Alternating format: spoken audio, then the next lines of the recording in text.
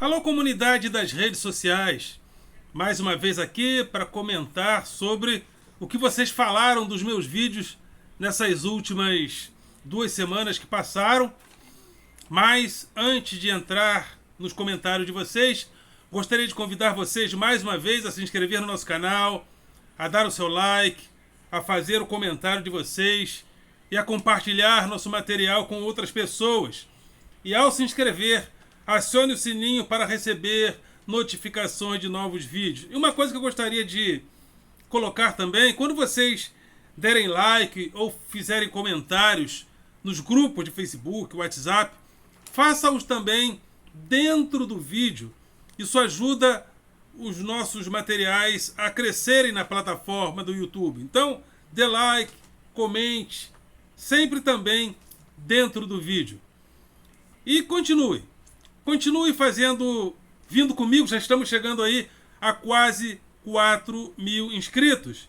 Isso porque vocês estão junto comigo nessa empreitada, né? Esse canal que tem 2 objetivos: convidar a classe dos professores a participarmos do debate público. Ainda não estamos na linha de frente desse debate, mas podemos estar nas plataformas digitais colocando a narrativa, eu não gosto tanto da palavra narrativa, mas colocando a voz do professor, a voz do magistério, reverberando na sociedade. Isso é muito importante e esse canal também tem esse objetivo.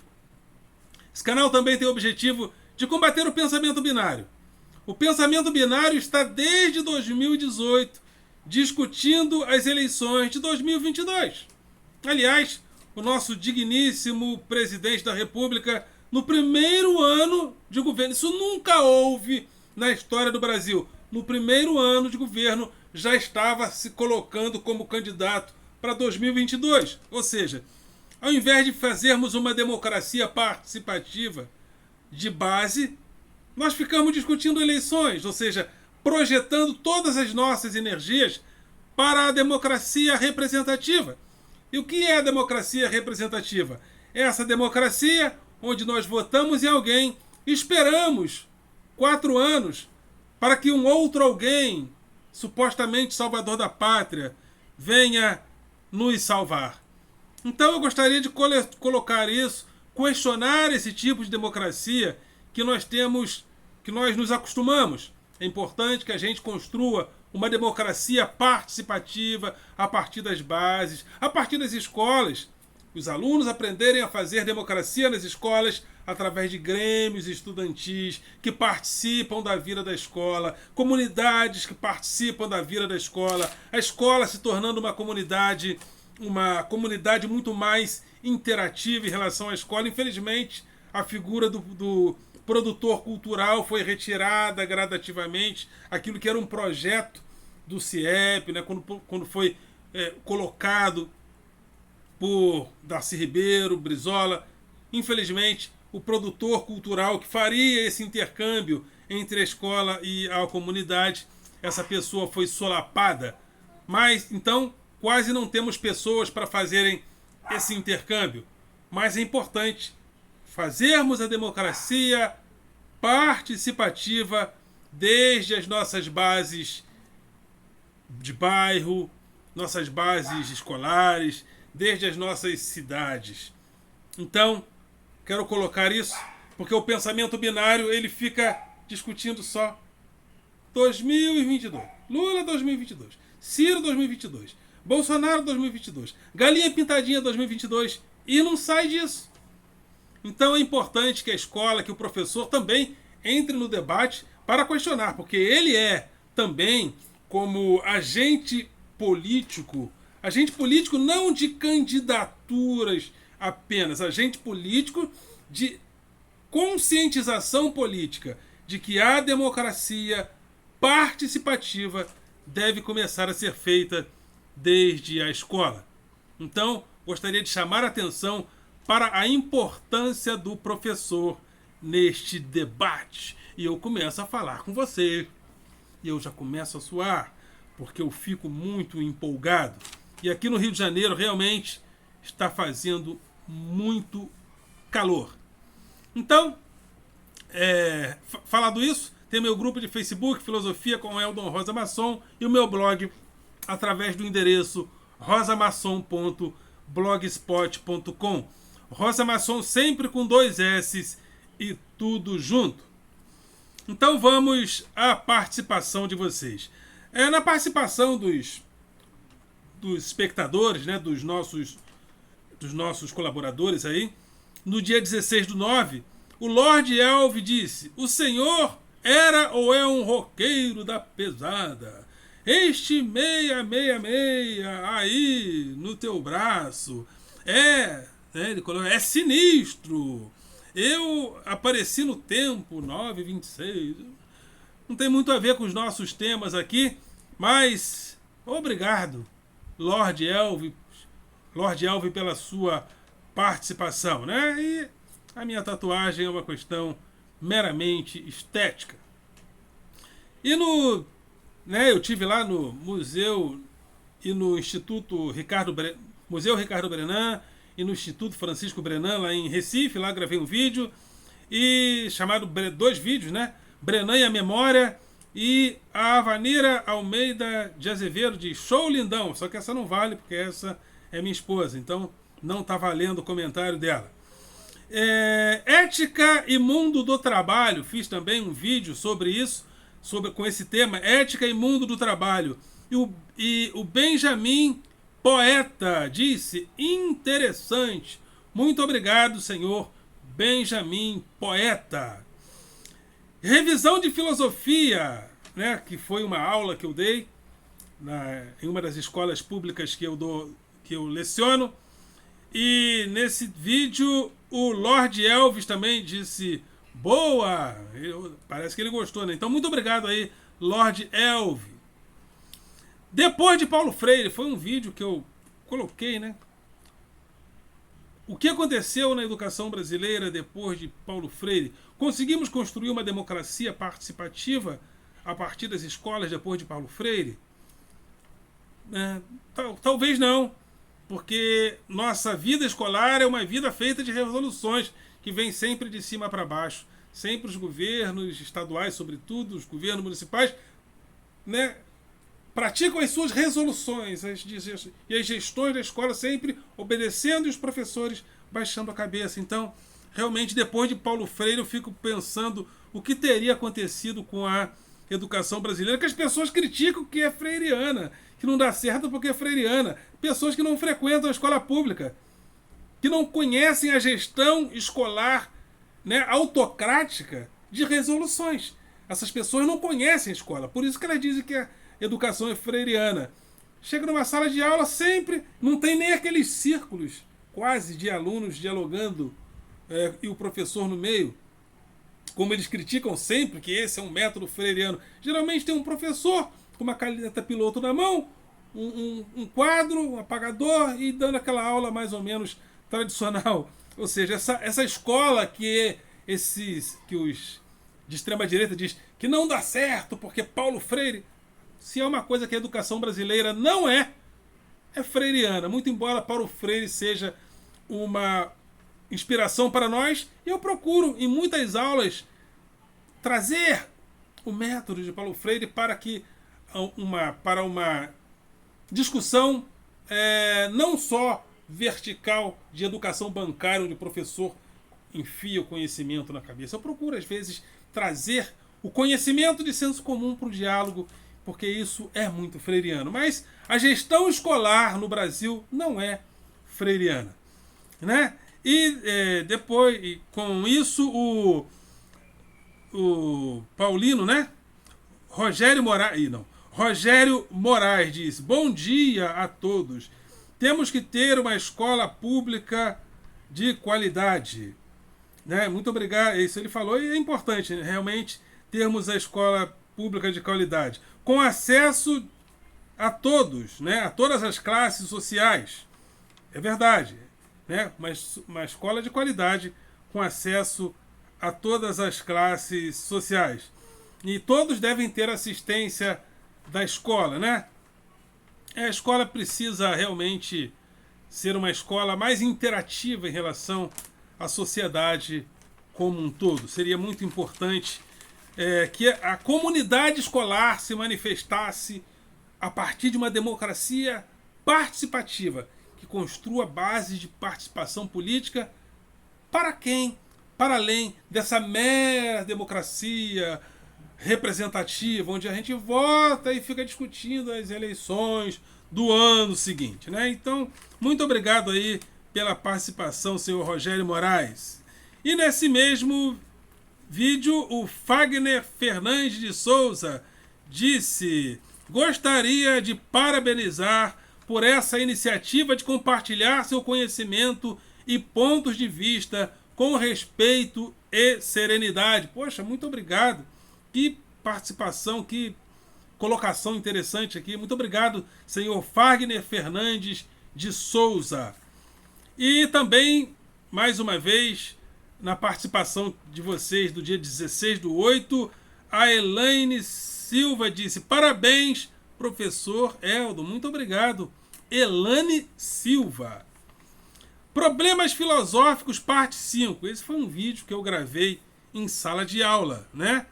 E a Esther Leopoldo disse, olha que coisa interessante que ela disse, gostei muito do que ela falou. Queria que na época que eu estudasse, meu professor fosse assim. Muito obrigado. Olha, realmente um elogio bastante muito, que me envaidece no bom sentido, ou seja, me deixa gratificado. Com certeza você teve professores excelentes, mas cada professor tem o seu estilo, né? Eles eram bons também, tanto é que você participa do conhecimento filosófico com a gente, ou seja, procura construí-lo junto com a gente. Mas cada professor tem o seu estilo, mas se você gostou do meu estilo, muito obrigado pela sua participação. E também, nesse mesmo vídeo, a Érica Machado diz, o Érico Machado diz: a melhor filosofia para mim está na Bíblia, assim como a melhor sociologia.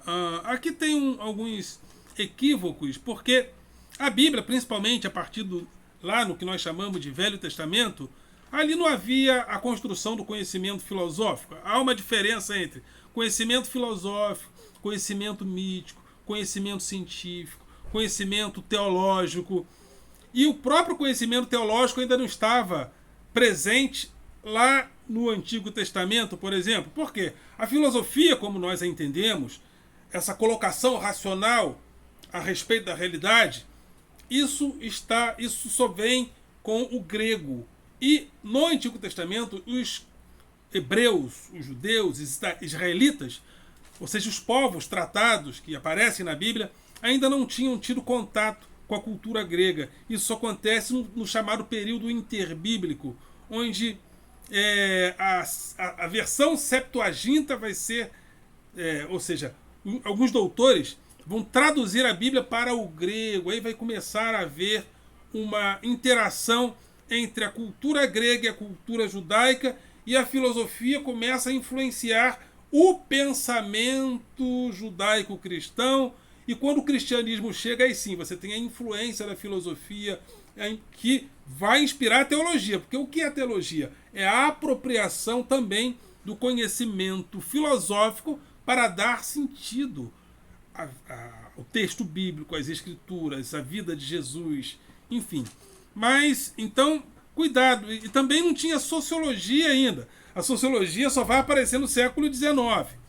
Então, às vezes, as pessoas falam as coisas assim para dizer que a Bíblia é melhor, é porque a Bíblia tem a verdadeira filosofia, a Bíblia tem a verdadeira sociologia. Não, a Bíblia ela é um livro que propõe o conhecimento mítico por excelência.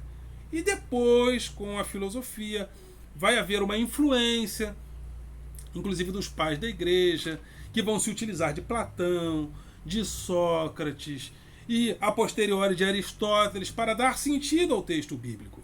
Então, cuidado para não misturar as coisas, porque senão fica muito complicado. Mas, muito obrigado pela sua participação. E também, eu estou nesse bimestre falando sobre antropologia filosófica, o que é o homem. E o Rogério Moraes, mais uma vez, disse: boa tarde, o homem tem raciocínio. Antropologia é uma ciência, sim, ciências sociais, né? O homem e seus costumes também faz parte da antropologia. Seu senso comum no meio da sociedade. Tudo isso também faz parte de características humanas. Os seus relacionamentos com o seu ser e com os outros, né? Tudo isso está incluído também no conhecimento antropológico e, por que não, na antropologia filosófica. A antropologia filosófica vai buscar esses elementos também para construir seu conhecimento. O Davi Pinho disse: Eldon Rosa Maçom anda muito arrogante ultimamente. Não sei de onde ele tirou essa característica minha da arrogância, né? Talvez às vezes sim, né? Não há nenhum problema em ser arrogante às vezes, gente. Pô, o importante é a gente fazer o bem à humanidade, né? Tem muita gente que faz o discurso de humilde, mas faz um mal terrível para a humanidade. Então, mesmo se você for metido, arrogante, faça o bem. Faça uma vacina que cure todas as doenças e diz assim, e bata no peito e fala: eu sou foda, fiz uma vacina pra curar a porra toda. Faz isso, né? Problema nenhum. Ou seja, arrogante ou humilde, faça o bem para que todos vivam da melhor maneira possível, né? A gente fica às vezes preocupado se o cara é metido, se o cara é arrogante, né? E o cara que estuda, que é estudioso, ele partiu de um princípio que ele não sabia nada e foi humilde o suficiente para estudar. Aí depois que o cara estuda, às vezes ele fica arrogante, mas ele partiu de um pressuposto de humildade. Eu não sei nada, ou não sei quase nada e preciso estudar. Agora, só que tem um pessoal aí que começa do nada e se arroga do nada, do não saber nada, não estudar nada, não ler nada, e se arrogam na própria ignorância. Esse tipo de arrogância realmente incomoda, porque são pessoas que inclusive desinformam as outras, que fazem um mal terrível. Então, se o cara é arrogante, mas ele esclarece, né? Se ele ajuda na formação do outro, fazendo bem, deixa o cara ser arrogante, deixa o cara bater no peito e falar que eu fiz. Não há problema nenhum. Mas, arrogante ou não, faça o bem. Isso que é importante, né? E teve um tal de Marquinhos aqui que falou uma bobagem. Tá sempre... Depois que a gente começa a crescer nas redes sociais, começa um pessoal... A gente começa a ganhar uns fãs que só vêm atacar também. Esse pessoal costuma não falar sobre eles, não. O Anônimo GM disse: se eu comer uma sopa de letrinhas, eu cago argumentos melhores que os seus. É isso aqui que eu tô falando. É o arrogante que não sabe nada.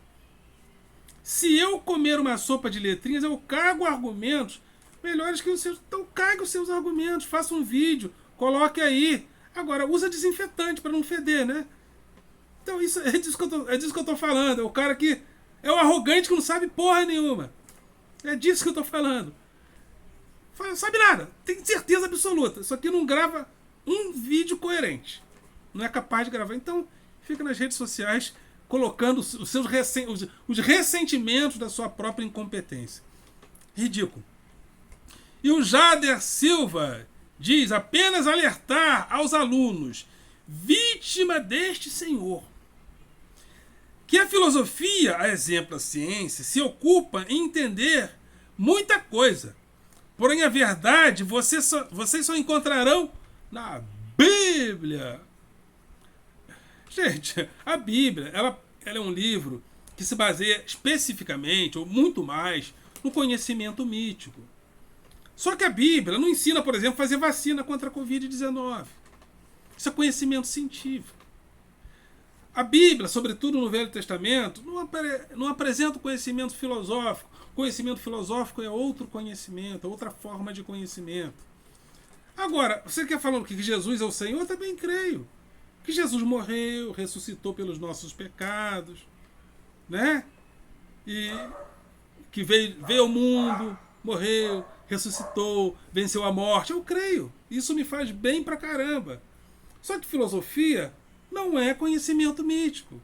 Então, é importante separar os conhecimentos. Agora, quanto à verdade, essa é a verdade do Evangelho. Só que a filosofia não coloca a verdade. Filosofia é um conhecimento crítico. A crítica filosófica é a principal base. A crítica é a principal base da filosofia. Não a verdade. Agora, Jesus Cristo é verdade que ele morreu, ressuscitou, nos deu a vida eterna, venceu a morte? é a verdade por excelência? Também creio, gente.